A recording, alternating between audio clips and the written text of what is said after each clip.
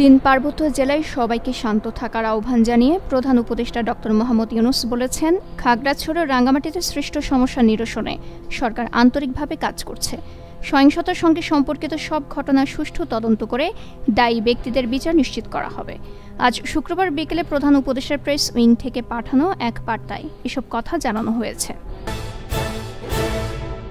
দীঘিনালায় পাহাড়ি বাঙালি সংঘর্ষের জেরে খাগড়াছড়ি ও রাঙ্গামাটি পার্বত্য জেলার কিছু অংশে ১৪৪ ধারা জারি করা হয়েছে। রাঙ্গামাটিতে সংঘর্ষের ঘটনার পর পৌর এলাকায় শুক্রবার দুপুর ১টা থেকে ১৪৪ ধারা জারি করে স্থানীয় প্রশাসন। আর খাগড়াছড়ি সদর উপজেলায় দুপুর ২টা থেকে ১৪৪ ধারা নোটিশ জারি করা হয়েছে।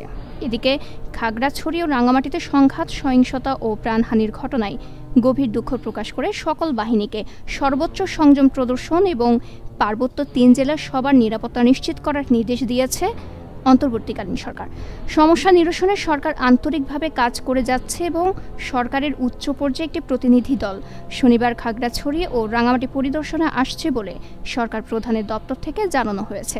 স্বরাষ্ট্র উপদেষ্টা লেফটেন্যান্ট জেনারেল অবসরপ্রাপ্ত জাহাঙ্গীর আলম চৌধুরীর নেতৃত্বে প্রতিনিধি দলে থাকছেন পার্বত্য চট্টগ্রাম বিষয়ক উপদেষ্টা সুপ্রদীপ চাকমা, স্থানীয় সরকার উপদেষ্টা এএফ হাসান আরিফ এবং প্রতিরক্ষা ও জাতীয় সংহতি উন্নয়ন বিষয়ক প্রধান উপদেষ্টার বিশেষ সহকারী লেফটেন্যান্ট জেনারেল অবসরপ্রাপ্ত আব্দুল হাফিজ। উল্লেখ্য, খাগড়াছড়ি শহরে চুরির অভিযোগে গণপিটুনিতে বুধবার এক যুবক মারা যান।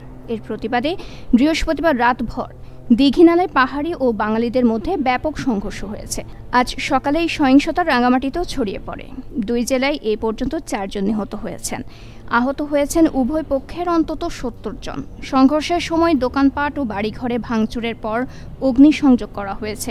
উদ্ভূত পরিস্থিতি নিয়ন্ত্রণে দুপুরে রাঙ্গামাটি ও খাগড়াছড়ি জেলার ১৪৪ ধারা জারি করা হয়েছে।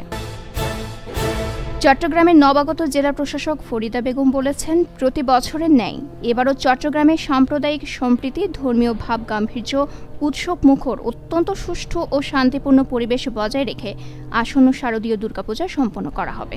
বর্তমান অন্তর্বর্তীকালীন সরকার এই বিষয়টিকে সর্বাধিক গুরুত্ব দিচ্ছে। শান্তিপূর্ণ পরিবেশ পূজা সম্পন্ন করতে ইতিমধ্যে সকল প্রস্তুতি গ্রহণ করা হয়েছে। আফ্রিকা মহাদেশের লিবিয়া ত্রিপোলি ও তার পার্শ্ববর্তী অঞ্চল থেকে ১৫৪ জন অনিয়মিত বাংলাদেশকে দেশে ফেরত পাঠানো হয়েছে।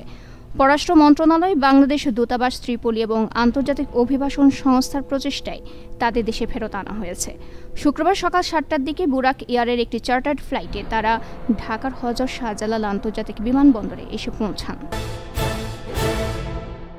চেন্নাই টেস্টে প্রথম ইনিংসে ৩৭৬ রানে অল আউট হয় ভারত।